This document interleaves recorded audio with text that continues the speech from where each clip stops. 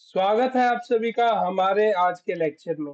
आज के लेक्चर में हम लोग एनसीईआरटी एग्जाम्पलर के क्वेश्चंस को सॉल्व करने वाले हैं, जो कि हम लोगों ने एक्सरसाइज 1.1 से लिए हैं। चलिए तो स्टार्ट करते हैं अपने पहले क्वेश्चन से।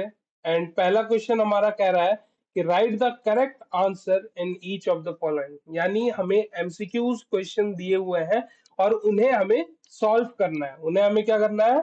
सॉल्व करना है। तो चलिए स्टार्ट करते हैं अपने आज के पहले क्वेश्चन के साथ। तो यहाँ पे बोल रहा है एवरी रेशनल नंबर क्या हो सकता है। एक रेशनल नंबर क्या होता है? जिसे मैं p बाई क्यू के फॉर्म में रिप्रेजेंट कर पाऊं। ठीक है। नेचुरल नंबर क्या होता है? अब ये ध्यान से देखना कि अच्छा, हमने जो एक सबसे पहले जो चार्ट याद किया था वो क्या था? रियल नंबर किया था। रियल नंबर के अंदर हमारा rational number and irrational number आते हैं। एंड रेशनल नंबर के सब पार्ट्स होते हैं हमारे पास। डेसिमल हो गए, ठीक है, इंटीजर हो गया, नेचुरल नंबर हो गया, होल नंबर हो गया, ये सब रेशनल नंबर के पार्ट है। ठीक है। तो एवरी रेशनल नंबर, हर एक रेशनल नंबर तो ना नेचुरल नंबर हो सकता है, ना एक इंटीजर हो सकता है, ना ही एक होल नंबर हो सकता है। क्लियर? चलिए, क्यों होल नंबर क्यों नहीं हो सकता? अगर मैं बोल दूं 1/2, ये एक रेशनल नंबर है, बट एक ये होल नंबर नहीं है। ये रेशनल नंबर है लेकिन एक होल नंबर नहीं है। यही अगर मैं बात करूं इंटीजर की, तो सेम मैं बस माइनस साइन के साथ ले लूं। ठीक है। तो ये क्या है? मेरा एक रेशनल नंबर है, इंटीजर नहीं है। क्यों इंटीजर नहीं है? इंटीजर नेगेटिव नंबर होता है, पर नेगेटिव होल नंबर होगा। क्लियर? चलिए, अब यहाँ पे क्या होगा? नेचुरल नंबर, नेचुरल नंबर हमारा जीरो से कहां तक होता है? सॉरी, वन से इंफिनिटी होता है। वन से इंफिनिटी होता है हमारा नेचुरल नंबर। तो मैं अगर कोई नेगेटिव नंबर ले लूं जैसे -2, तो ये मेरा रियल सॉरी रेशनल नंबर तो है, लेकिन ये हमारा नेचुरल नंबर नहीं है। क्यों? क्योंकि नेचुरल नंबर नेगेटिव नहीं हो सकता। इसलिए the correct option is C. चलिए, second question, between two rational number. अब ये तो हमें पता है there are an number of क्या है? Rational number between two rational numbers. हम लोग एन नंबर ऑफ क्या निकाल सकते हैं? Rational number between two rational number. तो there are infinitely many rational number is the correct option here. चलिए, थर्ड है decimal representation of a rational number can not be terminating, non-terminating, non-terminating, repeating and non-repeating, non-terminating। तो हमारा जो non terminating non repeating है, ये हमारा हो जाता है इरेशनल नंबर। तो ये हमारा हो जाएगा करेक्ट ऑप्शन। ठीक है। चलिए, कोई डाउट? नहीं। चले आगे अगले क्वेश्चन पे चलते हैं हम लोग। The product of any two rational number irrational number, product of any two irrational number is always an irrational number. या अब देखो, दो इरेशनल नंबर, तो जैसे मैं बोलूं √3 इंटू √5, तो इसका आंसर आएगा √50, जो कि एक इरेशनल नंबर है। लेकिन मैं वही कहूं कि मेरे पास एक है √9 इंटू √4, तो ये क्या हो जाएगा? √36, जिसको मैं 6 भी बोल सकता हूँ। तो इसलिए इसका आंसर है sometimes rational and sometimes irrational. ठीक है। ना वो हमेशा एक इरेशनल नंबर हमें देगा, ना वो हमेशा एक रेशनल नंबर देगा। अब हमेशा एक रेशनल नंबर नहीं दे रहा, तो हमेशा एक इंटीजर भी नहीं देगा। ठीक है। इसलिए हमारा तो जो करेक्ट ऑप्शन है वो क्या हो जाएगा? डी। ठीक है। The decimal expansion of the number 2 is. अब यहाँ पे देखो, decimal expansion of the number 2 is, ठीक है, अब फाइनाइट डेसिमल होगा यहाँ पे, क्योंकि मैं इसको 2.0 लिख सकता हूँ इसलिए। ठीक है। यस।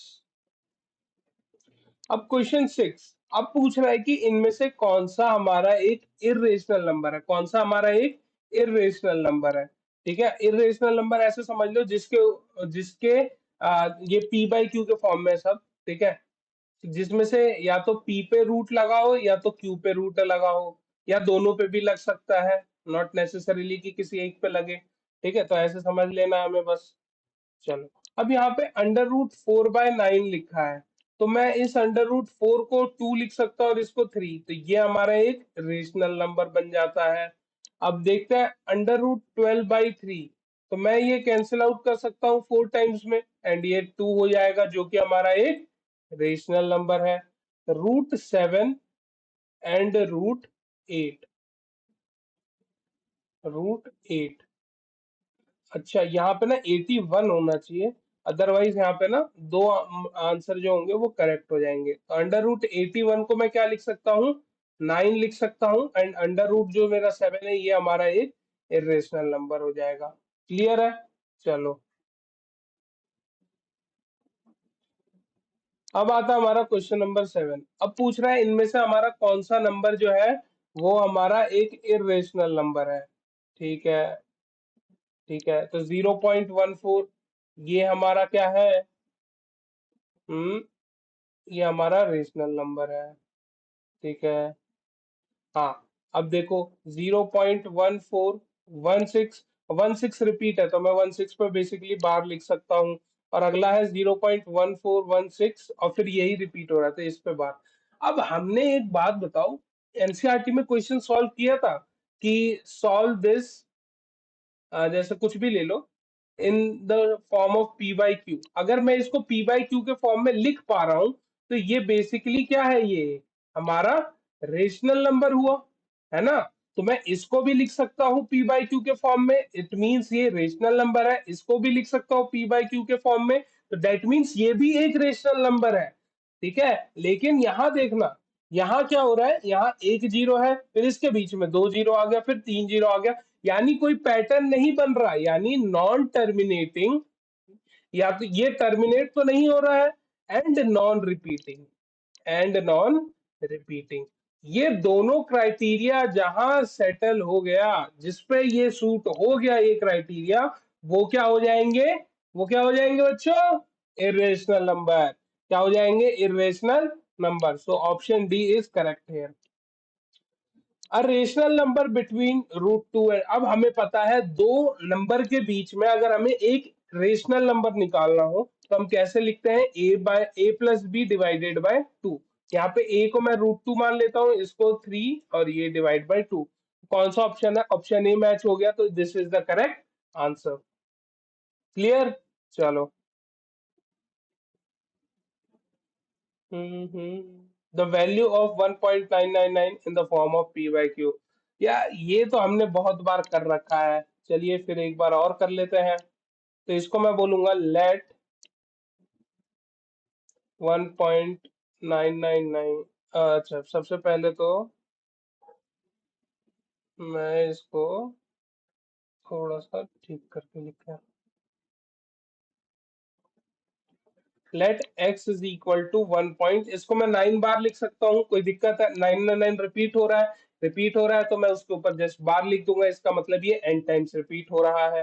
क्लियर? अब यहाँ पे डेसिमल के जस्ट बाद है, तो मैं इसको बोल दूंगा मल्टीप्लाइंग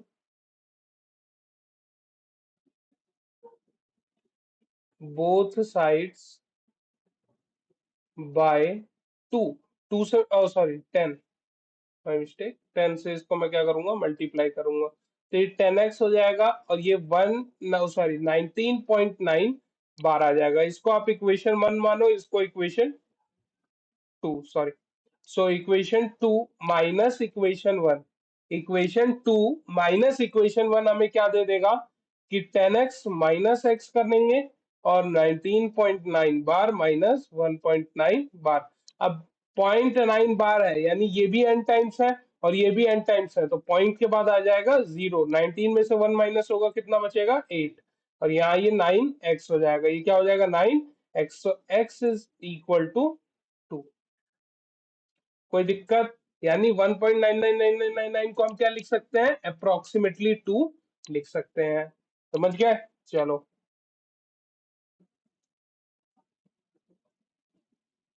अब हमारा है 2√3 प्लस √3 इज इक्वल टू, वाह वाह वाह। अब कुछ बच्चे क्या करते हैं यहाँ पे कि बस ये √3 को √3 के साथ ऐड करके ये आंसर लिख के आ जाते हैं, जो कि होता है गलत। इस पे मिल जाएगा आपको एक अंडा, ठीक है, उसको उबाल के खा जाना फिर। नहीं, चलो, तो यहाँ पे ना सोचने वाली बात यह है कि हमने अलजेब्रा पढ़ा था कि जैसे 2x प्लस एक्स, तो लाइक टर्म्स को ऐड करते हैं, तो ये मेरा 3x बनता था, हाँ या ना।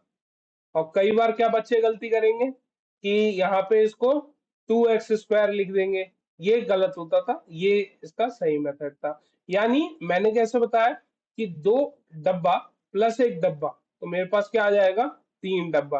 यानी इस डब्बे में आप कुछ भी रख दो, इस डब्बे में आप कोई भी इंटीजर रख दो, कोई भी हमारा इरेशनल नंबर रख दो, कोई भी हमारा क्या रख दो आप, वेरिएबल रख दो, बस ये हमारा इसी फॉर्मेट में आंसर आने वाला है। बट ये है कि जो टर्म यहाँ रख रहे हो वही टर्म यहाँ पे भी रखना पड़ेगा, तभी ये वैलिड है। तो ये भी देखो उसी फॉर्मेट में है, 2 डब्बा प्लस एक डब्बा, तो आ जाएगा मेरा 3 डब्बा, और डब्बे के अंदर आ जाएगा √3, तो 3√3 कहाँ लिखा हुआ है, ऑप्शन सी इज करेक्ट। अब आ जाएगा √10 इंटू √15, तो इसको जरा लिखें, तो क्या लिख सकते हैं, इस 10 को क्या लिखेंगे, 2 इंटू 5, इंटू इसको क्या लिख दूंगा, 3 इंटू 5। यहाँ 5 की पेयरिंग होगी तो इसको बाहर बुला लूंगा, ये दोनों अंदर रह जाएंगे, तो 5√6 इज माई करेक्ट आंसर। ठीक है, चलिए। अब है the number obtain on rationalising the denominator. ठीक है, हमें इस डिनोमिनेटर को रेशनलाइज करना है, 1 अपॉन में ये है। ठीक है, तो मैं क्या करूंगा, इसके कॉन्जुगेट से इसको मल्टीप्लाई कर दूंगा, तो क्या देखने को मिलेगा, √7 + 2 divided by √7² minus 2², this will be √7 + 2 divided by 7 minus 4, so this would be, यही हमारा क्या हो जाएगा, आंसर। क्या करना होता है रेशनलाइजिंग द डिनोमिनेटर, अगर आप एनसीईआरटी एग्जाम्पलर बनाने बैठे हैं तो मैं ये मान के चलता हूं कि आपने हमारे एनसीईआरटी के लेक्चर्स देख रखे होंगे या कहीं से पढ़ रखे होंगे, और सेकंड थिंग कि आपने बेसिक कुछ एग्जांपल्स वगैरह पहले से कर रखे हैं। तो रेशनलाइजिंग द डिनोमिनेटर तो एक बहुत ही बेसिक क्वेश्चन बन जाता है, और सभी लोग प्रैक्टिस करके आए होंगे। क्या करना होता है, डिफरेंट टाइप्स है, अगर आपने अभी तक नहीं देखा है तो जाइए हमारी ये इसकी चैप्टर 1 की जो सीरीज है उसमें आप जाइए, एक बार उसको चेक कीजिए, एंड देन सॉल्व करिए उसके क्वेश्चंस, प्रैक्टिस कीजिए। आपको अलग अलग टाइप्स पे अलग अलग ट्रिक्स के साथ बताए गए हैं, तो आपके लिए एग्जाम में हेल्पफुल रहेगा वो। ठीक है, चलो। तो यहाँ पे क्या आ जाएगा मेरा, कॉन्जुगेट से बेसिकली फर्स्ट टाइम में हमें मल्टीप्लाई करना होता है, तो जिस नंबर से ऊपर मल्टीप्लाई करूंगा उसी नंबर से नीचे। ऐसा क्यों करते हैं, ताकि इसकी ओवरऑल वैल्यू 1 रहे, और 1 से किसी भी नंबर को मल्टीप्लाई करूंगा तो मेरे पास वही नंबर आएगा। ठीक है, और नीचे जो है सेकंड जो हमें दिमाग में रखनी होती बात, कि नीचे हमेशा a - b या a + b into a - b का फॉर्मेट रहे। ठीक है, किसी में भी हो सकता है, ये आगे पीछे हो सकता है। अब देखो 2 इंटू 3 बोलो या 3 इंटू 2, आंसर तो मेरा 6 ही आने वाला है ना, तो वही बात है बस। ठीक है, तो नीचे हमेशा ये फॉर्मेट होगा ताकि हमारा a² माइनस b² बन जाए। क्लियर, चलो। अब यहाँ देखो, यहाँ पे बोला है 1/√9 -1 - √8, तो मैं इसको लिख सकता हूँ, √9 को 3 और √8 को 2√2 लिख सकता हूँ। तो अगेन हमें वही चीज करनी है, 3 + 2√2 अपॉन में 3 + 2√2, तो ये देखो क्या हो जाएगा, 3 + 2√2 डिवाइडेड बाय मेरा क्या हो जाएगा, 9 - 8। ठीक है, इसका आप जब स्क्वायर, 3 का स्क्वायर तो 9 हो जाएगा, 2√2 का होल स्क्वायर करोगे तो 8 देखने को मिलेगा, तो मेरे पास प्लस बस ये बच जाएगा, 3 + 2√2। सही है, चलो, ये भी सही है। सिंप्लीफाई, अब हमें करना है इसको छोटा, और हमें बतानी है इसके डिनोमिनेटर की क्या वैल्यू आएगी, इसके डिनोमिनेटर की क्या वैल्यू आएगी। तो अब बताओ मैं पूरा सॉल्व करूं क्या, हाँ। एमसीक्यू क्वेश्चन है, जरा दिमाग लगाओ, हमें पूरा क्यू ही करना है, हमें पता है नीचे क्या फॉर्मेट आएगा, नीचे क्या फॉर्मेट आएगा, a - b and a + b, and वो लास्ट में क्या बनेगा, a² minus b², a² minus b²। तो बस मैं इतना ही सॉल्व कर दूंगा और मेरे इस क्वेश्चन का आंसर आ जाएगा, है ना। अब ज्यादा करने से थोड़ी हमें ज्यादा नंबर मिल जाएंगे। इसको सॉल्व करो, कितना आ जाएगा? 27 माइनस 8, तो मेरे को 19 देखने को मिलेगा। ठीक है, कोई दिक्कत? हमें पूरा सॉल्व ही क्यों करना है? अब जो बच्चे बोलेंगे कि सर सर इसको तो हम लोगों को ऐसे करना चाहिए था, इसके बाद हमें ये करना चाहिए था, इसको इससे मल्टीप्लाई करना चाहिए था, तब जाकर हमें आंसर। अरे क्यों इतनी मेहनत करनी है? एमसीक्यू है, क्या है ये? एमसीक्यू। अगर देखो 3 नंबर का क्वेश्चन आता तो yes definitely that's the correct way, जो अभी मैंने बताया कि इसको पूरा अच्छे से सॉल्व करना होगा। लेकिन लेकिन लेकिन यहाँ पे हमें सिर्फ डिनोमिनेटर की वैल्यू पूछी है, न्यूमिनेटर की पूछी होती तो बात अलग रहती, लेकिन यहाँ सिर्फ हमें डिनोमिनेटर की वैल्यू बतानी है। तो हम पूरा सॉल्व ही क्यों करें? जब थोड़े से हमारा काम हो रहा है तो हम लोग पूरा सॉल्व ही क्यों करें भाई, है ना? चलो, अब अगला है कि इसकी हमें वैल्यू बतानी है। ओके, बता देंगे। 32, 32 को मैं क्या लिख सकता हूँ? 8 टाइम्स 4 लिख सकता हूँ, 8 टाइम्स 4, या फिर और कुछ सोचो, और क्या लिख सकते हैं? 8 टाइम्स 4 लिख रहा हूँ मैं, तो इसको मैं, या 16 इंटू 2 लिख सकते हैं। इसको मैं क्या लिख सकता हूँ? 16 इंटू 2। तो 16 इंटू 2 अंडर रूट में है, तो ये 4√2 हो जाएगा बेसिकली, प्लस 48 को मैं क्या लिख सकता हूँ? 6 इंटू 8, है ना? 6 इंटू 8, 6 को 2 इंटू 3, और इसको मैं 2 इंटू 2 तो बेसिकली इसको मैं क्या लिख सकता हूँ? 4 और 2 2 4, 4 और 2 इंटू 2 4, 4 इंटू 4 16, या 16 इंटू 3। तो अगेन इसको मैं 4√3 लिख सकता हूँ, डिवाइडेड बाई मेरा क्या है? ये √8 है, यानी 2√2 प्लस ये कितना हो जाएगा मेरा? सॉल्व करेंगे तो कितना आ जाएगा ये? 12 है ना? तो ये आ जाएगा मेरा 2√3, है ना? तो इसमें से नीचे में से मैं अगर 2 कॉमन निकाल लूं, 2 क्या निकाल लूं? कॉमन निकाल लूं, और ऊपर से भी 2 कॉमन निकाल लूं, तो क्या बच जाएगा? 2√2 प्लस 2√3, है ना? अपॉन में 2 कॉमन आ गया, तो √2 प्लस √3। तो इस 2 से ये 2 कैंसिल आउट हो जाएगा, हमारे पास क्या बच जाएगा? 2√2 प्लस 2√3 डिवाइडेड बाय √2 प्लस √3, यही बचेगा। हाँ या ना? और कॉमन निकाल सकते हैं, चलो एक और कॉमन निकाल लो, यहाँ से मैं 2 और कॉमन निकाल लेता हूँ, तो ये √2 प्लस √3 बच गया, और नीचे क्या बच गया? √2 प्लस √3। तो ये तो कैंसिल आउट हो गया, तो आंसर आ गया 2। सिंपल। ठीक है, या तो मैं अब यहाँ पे पहले स्टेप्स में कॉमन निकाल सकता था, वो तो मेरी गलती की वजह से एक स्टेप बढ़ गया, कोई बात। ठीक है, हमारा फाइनल आंसर कितना आ जाएगा? 2। नहीं समझ आया? देखो क्या करना है, आप यहाँ से, ये आप ना इसी स्टेप्स के इसी के बाद ना 4 कॉमन निकाल लो, तो इधर √2 प्लस √3 बच गया। अब नीचे से आप 2 कॉमन निकाल लो, तो ये बच गया √2 प्लस √3। तो इससे ये कैंसिल आउट हो गया, ये पूरा ऊपर भी सेम नीचे भी सेम, तो कैंसिल आउट हो गया, और ये चला जाएगा 2 टाइम्स में, तो बस 2 बचेगा। क्लियर? चलो, अब हमारा इस √2 की वैल्यू इतनी है, तो हमें बताओ कि इसकी वैल्यू कितनी आएगी। ओके ओके, तो ऊपर देखो, नीचे कितना आ जाएगा? √2 का होल स्क्वायर -1, तो 2 - 1 दैट वुड बी 1, है ना? ऊपर आ जाएगा √2 - 1 का होल स्क्वायर, √2 - 1 का होल स्क्वायर। अब a - b का होल स्क्वायर तो पता ही होगा क्या होता है? a² प्लस b², a² और माइनस में 2ab, है ना? तो 2√2। तो इसको सॉल्व कर, कितना आ जाएगा? √3 - 2√2।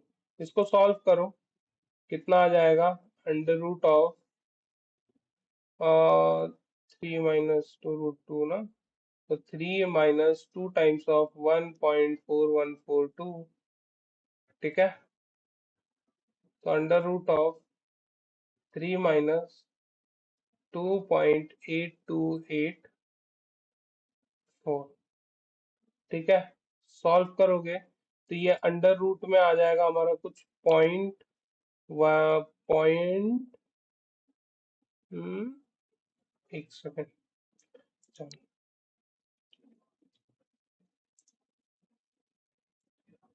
हमें क्या करना है यहाँ पे, 3 - 2.824, तो ये आ जाएगा हमारा 0.1716। अब देखो, ये ऑप्शन एलिमिनेट हो गया, ये ऑप्शन एलिमिनेट हो गया, ये ऑप्शन एलिमिनेट हो गया। ओ, इस 0.414 भी तो एलिमिनेट हो जाना चाहिए फिर इस हिसाब से। चलो देखते हैं इसके स्क्वायर रूट में कितना आंसर आता है। 0.1716।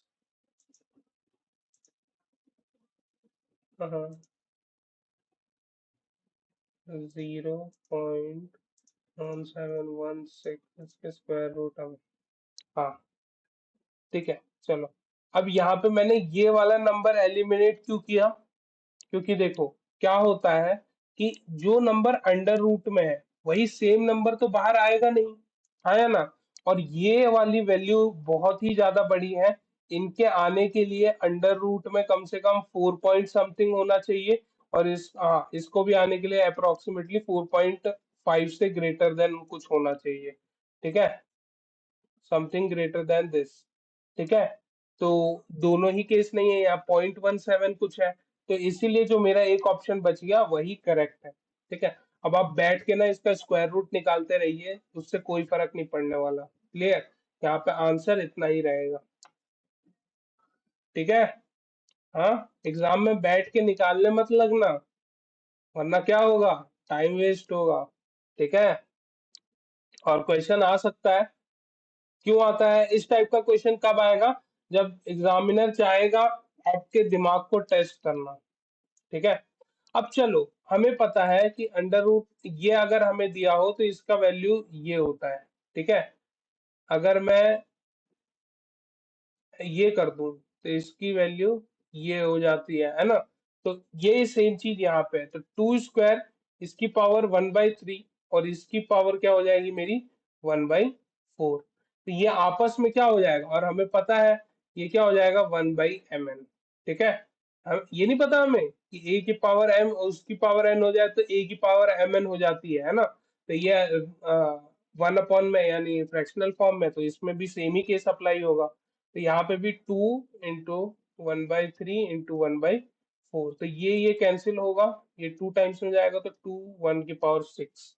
सो ऑप्शन सी इज करेक्ट, ठीक है। अब एमसीक्यू क्वेश्चंस में ना आप कितनी जल्दी और कितनी एक्यूरेटली सॉल्व करते हो ये मैटर करता है, ठीक है। हाँ, क्वेश्चन अगर आप लॉजिकली सॉल्व कर रहे हो एमसीक्यू में तो that's correct, there is no cutting of marks है, एक नंबर का तो क्वेश्चन है ये, नहीं। चलो, अब यहाँ पे हमें इसका प्रोडक्ट बताना, अच्छा ओके। तो अब हमें पता है क्या, कि अगर बेस सेम हो तो पावर्स क्या हो जाती है, बेस सेम होने पे पावर क्या हो जाती है, ऐड। तो इन दोनों का बेस सेम है, हाँ। अरे, 2 की पावर 1/3 इंटू 2 की पावर 1/4, तो बेस सेम है, तो पावर क्या हो जाएंगी, ऐड हो जाएंगी, तो 1/3 + 1/4, ठीक है। तो ये कितना हो जाएगा जरा सोचो, 2, यहाँ पे तो 7/12 हो जाएगा सॉल्व करने पे, है ना। तो 7/12, तो मैं इसको क्या लिख सकता हूँ, 2 की पावर 7, एंड ये लिख सकता हूँ क्या, यस और नो, नहीं। लिख सकते हैं बिल्कुल सर, आपकी मर्जी, आप कुछ भी लिखें, नहीं मेरी मर्जी नहीं है, यही लिखेंगे, ठीक है। तो 12 √2 raised to the power 7 into, अब एक और बच गया था, 12th रूट ऑफ 2 की पावर, इसको मैं क्या लिख सकता हूँ, 5 लिख सकता हूँ, क्या लिख सकता हूँ, 5। 32 क्या होता है, 2 को 5 बार मल्टीप्लाई करने पे मेरे को 32 मिलता है, ठीक है। तो 12th रूट ऑफ 2 की पावर 7 इंटू 2 की पावर 5, ठीक है। तो ये अब वही वही कंसेप्ट है, बेस सेम है, ठीक है, तो पावर्स क्या हो जाएंगी अपनी, ऐड हो जाएंगी, तो 2 raised to the power 12।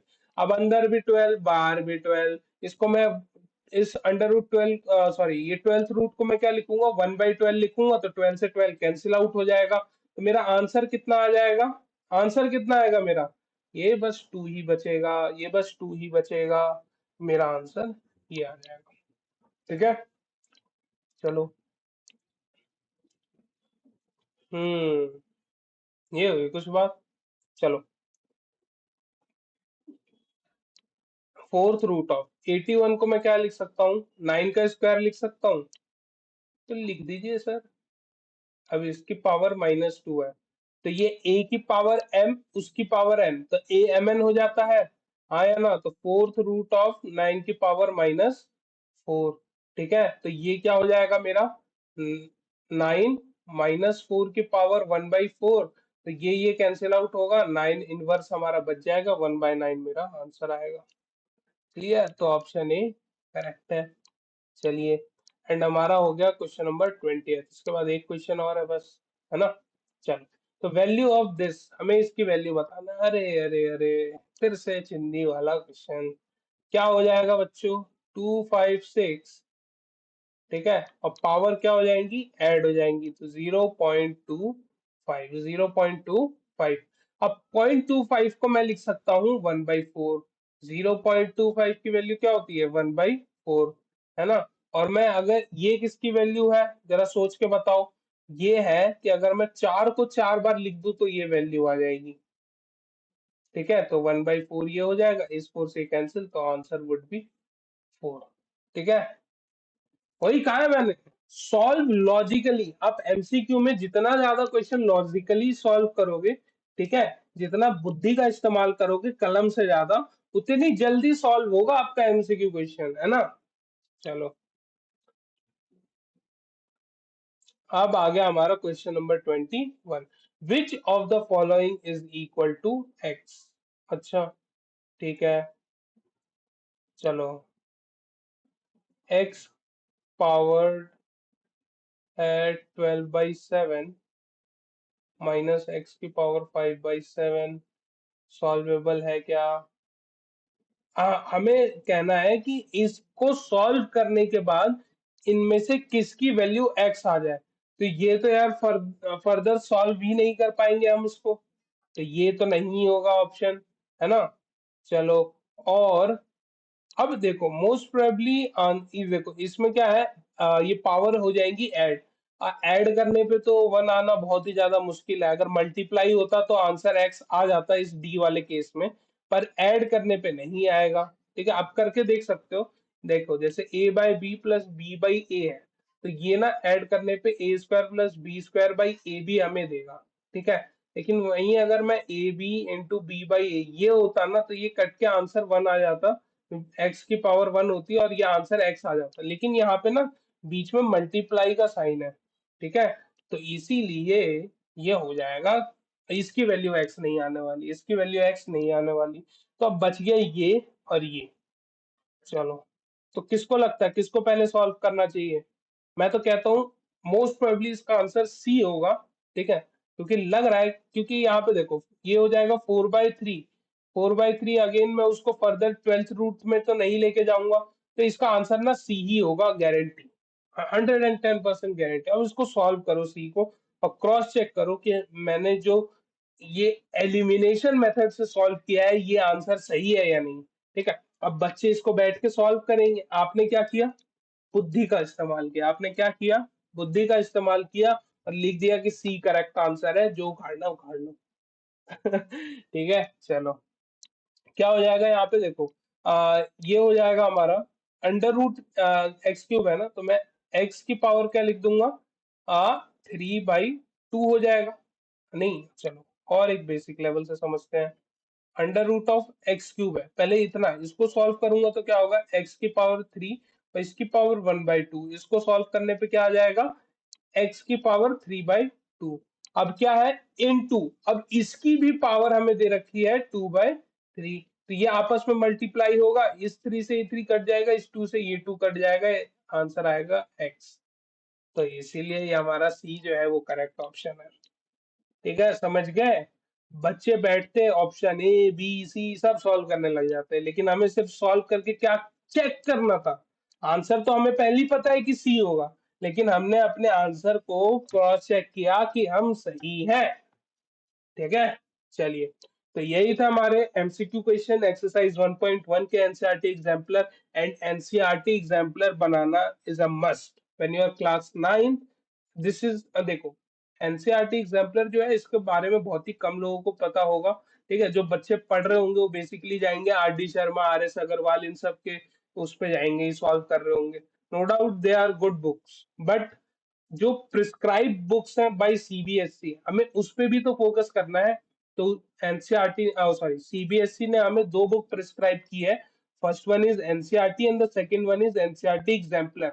तो ये दोनों बुक्स के हमें क्वेश्चंस और एग्जाम्पल्स, क्वेश्चन और एग्जाम्पल्स एकदम बाय हार्ट पता होने चाहिए कि क्या क्वेश्चंस थे, किस पेज पे थे, और इनको किस तरीके से सॉल्व करना है। ठीक है, अगर इतना पता होगा तो आपके 85 प्लस मार्क्स तो कहीं नहीं गए मैथ्स में। ठीक है, चलिए, तो आज के लेक्चर के लिए बस इतना ही। मिलते हैं नेक्स्ट लेक्चर में with another exercise of this chapter. तब तक के लिए कीप प्रैक्टिसिंग।